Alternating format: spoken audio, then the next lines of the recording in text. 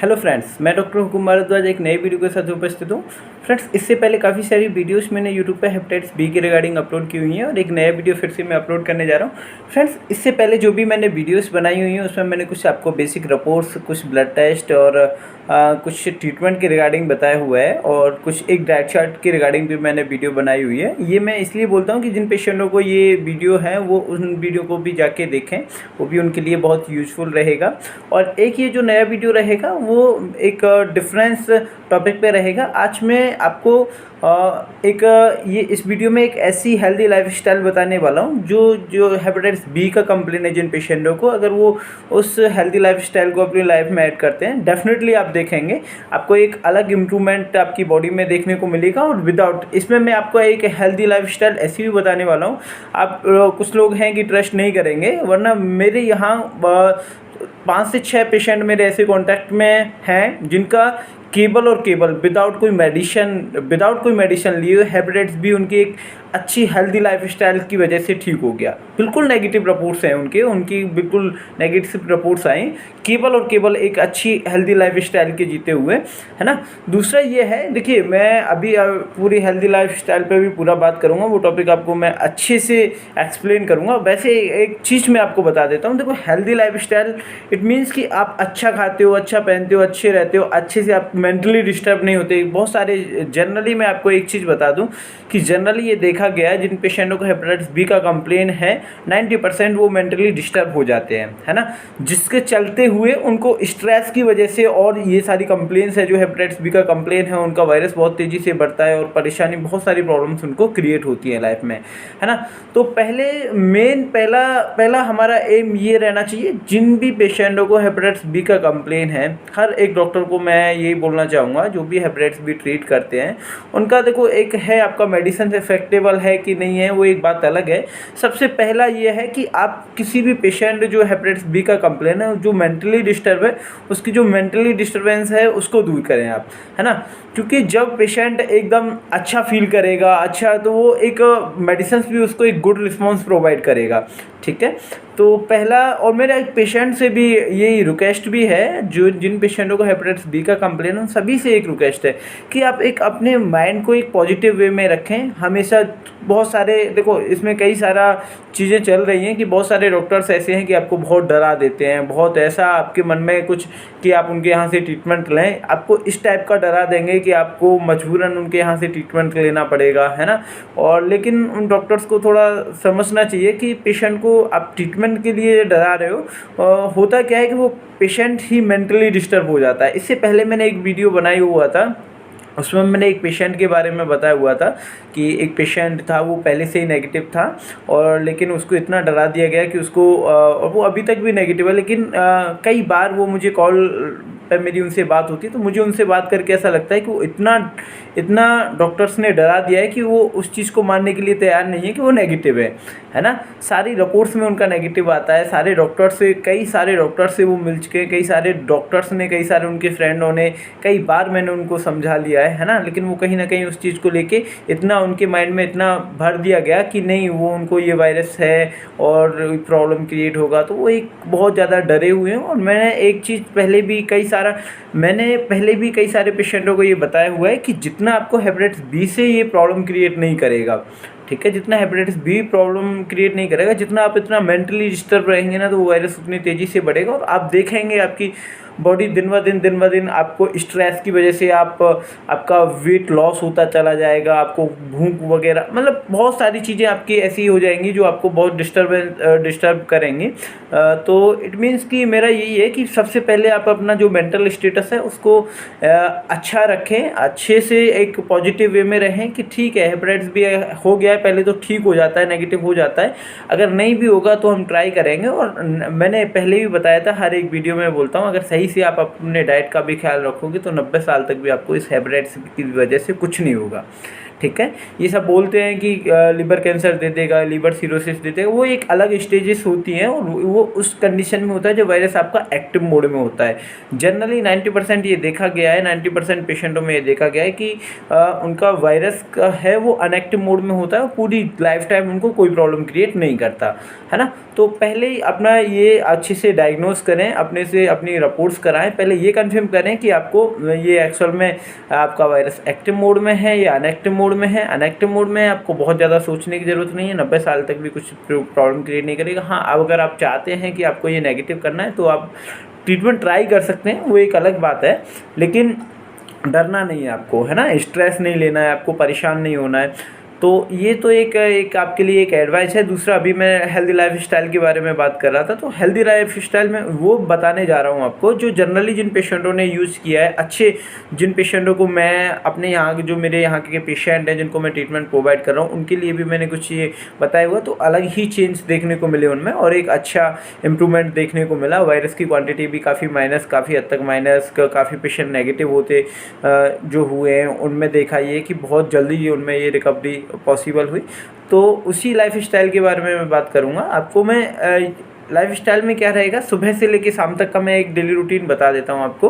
Basic हर एक patient की life style अलग होती है, लेकिन ज़्यादा मतलब अगर मैं आपको बोलूँ 30 डेज़ में से अगर आप 20 डेज़ का लाइफ स्टाइल इसको रखते हैं तो डेफिनेटली आपको एक गुड रिस्पॉन्स मिलेगा, ठीक है।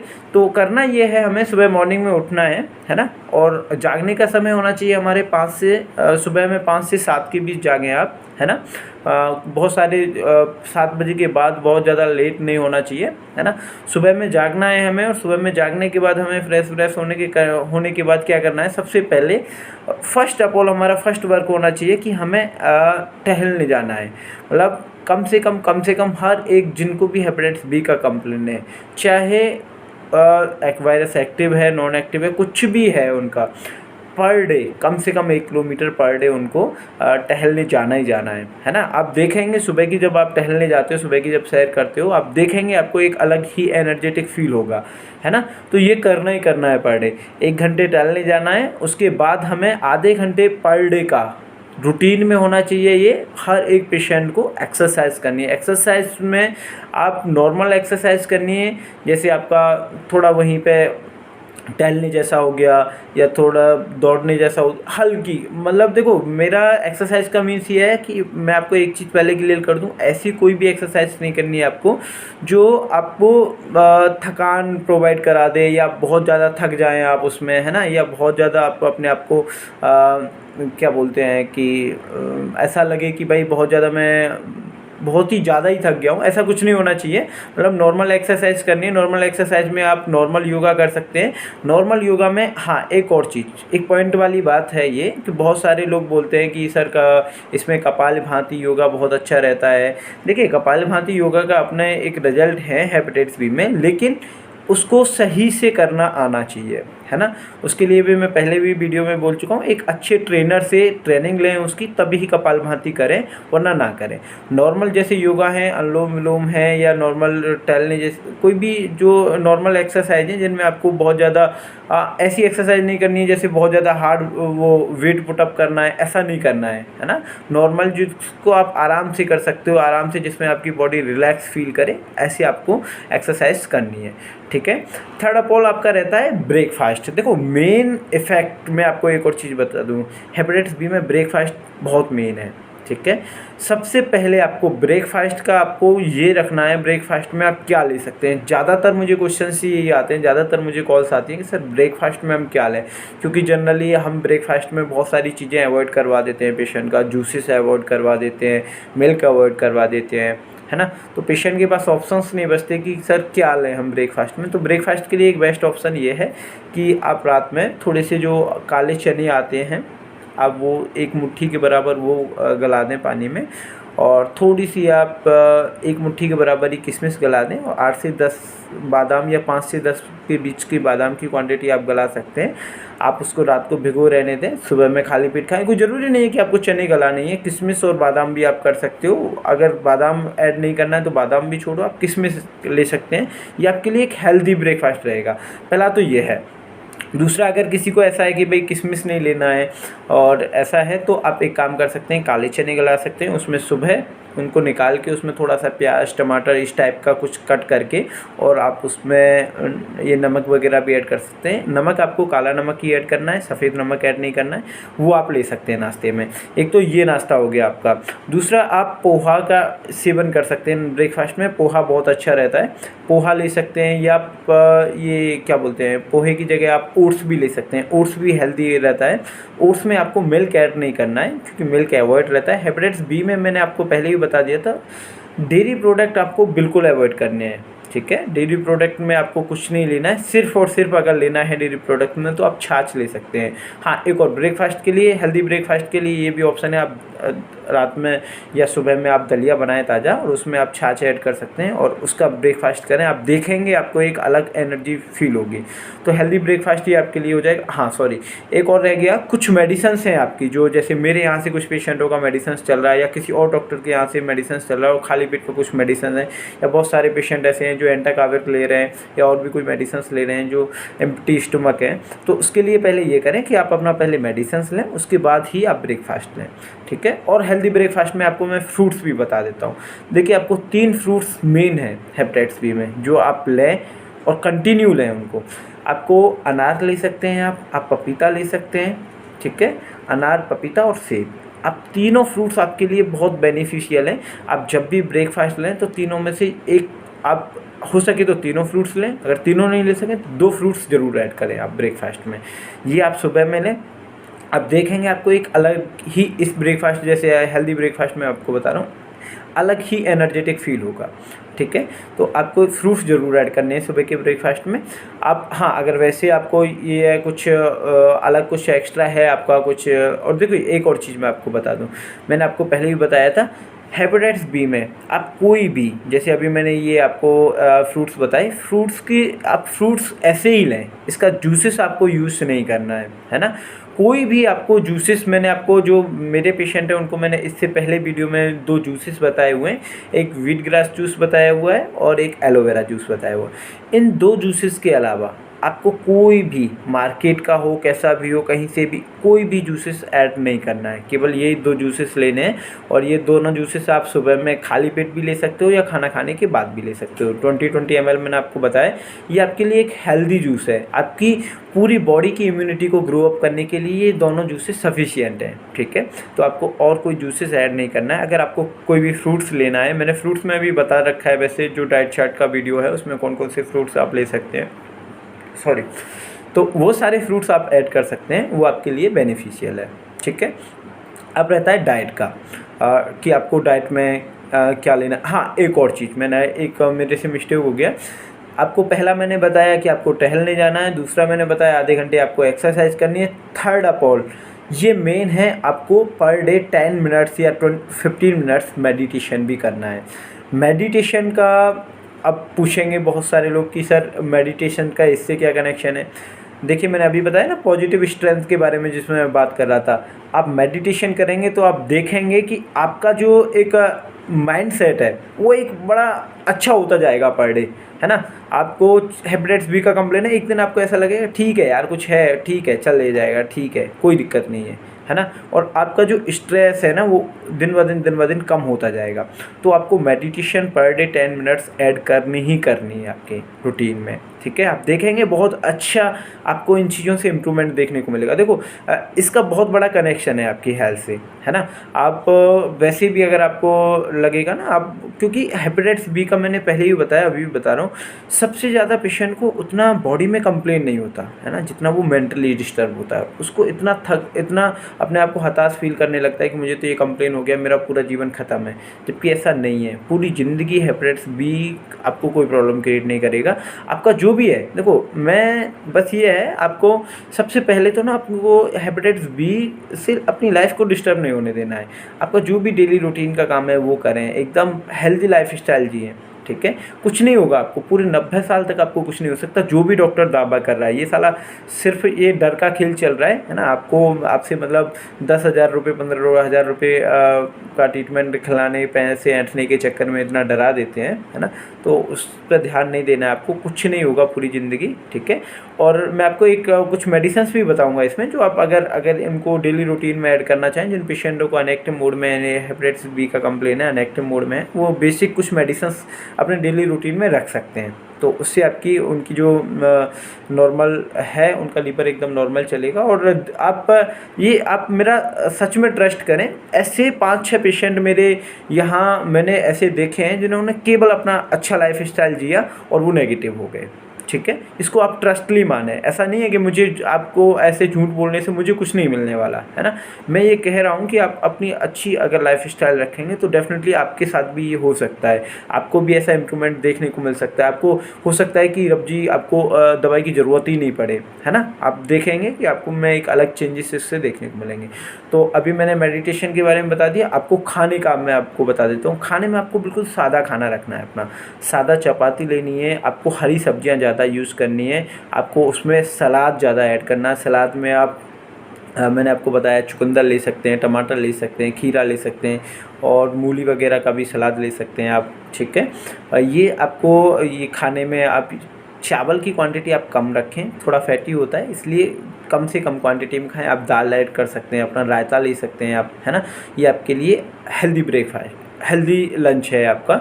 और आप चाहें तो हाँ, डेयरी प्रोडक्ट में आप पनीर ऐड कर सकते हैं ना। पनीर आपके लिए बेनिफिशियल है क्योंकि उसमें एल्ब्यूमिन की क्वांटिटी ज़्यादा होती है। और उन पेशेंटों को जिनको दूध हमने अवॉइड कर रखा है या जिनको हमने दही अवॉइड कर रखा है उनके लिए, क्योंकि कई बार ऐसा देखने को मिला है कि अदर विटामिन्स और ये मिनरल्स की डेफिशिएंसी हो जाती है, क्योंकि जब डेयरी प्रोडक्ट नहीं लेंगे और बाहर से भी नॉनवेज वगैरह कुछ नहीं लेंगे तो अक्सर ये देखने को मिलता है। तो आप उसके लिए अच्छा ऑप्शन है हमारे पास कि हम पर डे 100 ग्राम या 50 ग्राम अपनी डाइट में पनीर ऐड करें, तो आप देखेंगे उससे भी आपको एक अच्छा, जो आपकी जैसे विटामिन डेफिशिएंसी वगैरह हैं वो नहीं होंगी, है ना। तो आप पनीर का भी ऐड कर सकते हैं।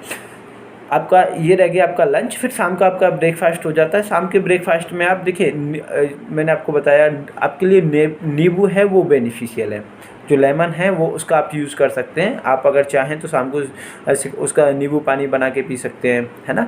आपको कोल्ड ड्रिंक्स वगैरह वगैरह ये बेकरी के आइटम्स बाहर का जो भी कुछ है वो अवॉइड करना, सारा कुछ अवॉइड करना है आपको, है ना। अगर जूसेस लेना शाम को, मैंने आपको बताया इसको आप 20 ml जो आपको एलोवेरा और व्हीट ग्रास जूस होता है वो शाम को आप ऐड करें। और शाम को नॉर्मल सादा बिल्कुल खाना लें आप, सादा बिल्कुल, जो भी सादा अभी मैंने बताया कम क्वान्टिटी में लें खाना।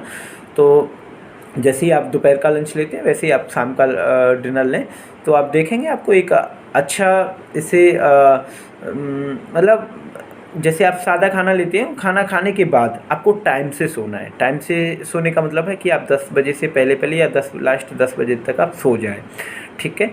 और आपकी जो भी है, मैंने आपको बताया कि ये एक नॉर्मल सा है, इसमें कुछ ऐसा नहीं है कि मैंने कुछ एक्स्ट्रा बताया है ना।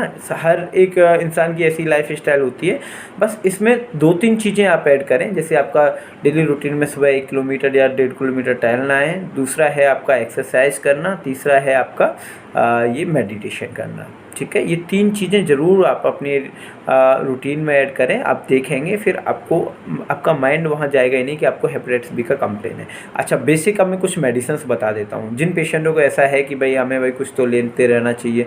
मैंने एक तो बताया आपको, 2 जूसेस ऐड कर लें, व्हीट ग्रास और एलोवेरा, ठीक है। आप ये ऐड कर सकते हैं। आप ये देखेंगे इनसे आपको एक अलग ही एनर्जेटिक फील होगा, आपकी बॉडी में इम्यूनिटी की भी इनसे आपकी इम्यूनिटी भी इम्प्रूव होगी। दूसरा है लीवर के लिए, क्योंकि मेन है हेपेटाइटिस बी लीवर का कंप्लेन है, तो उसके लिए एक बेस्ट मेडिसिन है। आप केवल और केवल प्लेन लिव 52 का टैबलेट ले लें, आप ऐड कर सकते हैं आप उसको।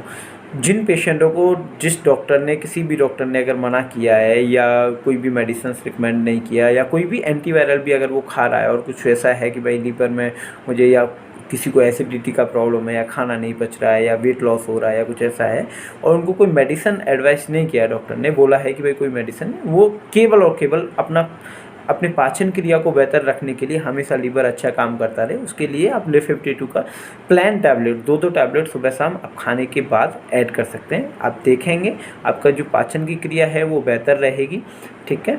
और बस इसी को आप डेली रूटीन में लेते रहें, ठीक है।